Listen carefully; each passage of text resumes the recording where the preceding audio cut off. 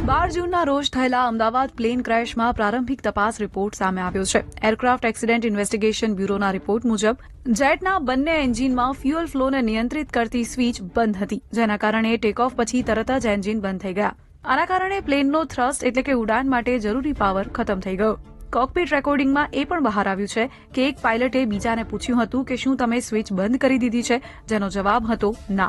આવી સ્થિતિમાં પ્રશ્ન એ ઉભો થાય કે શું ભૂલથી ઇંધણ સ્વિચો બંધ થઈ શકે છે? એક સ્ટોરીથી તમને સમજાવીએ.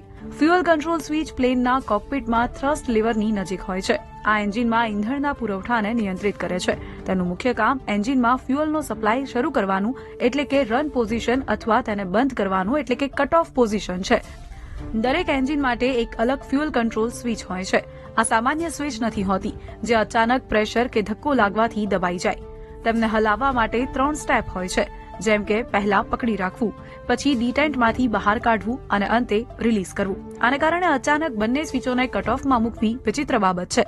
હવે પ્રશ્ન એ છે કે આવું કેમ થયું, જેનો જવાબ કદાચ આપણને ક્યારેય નહીં મળે.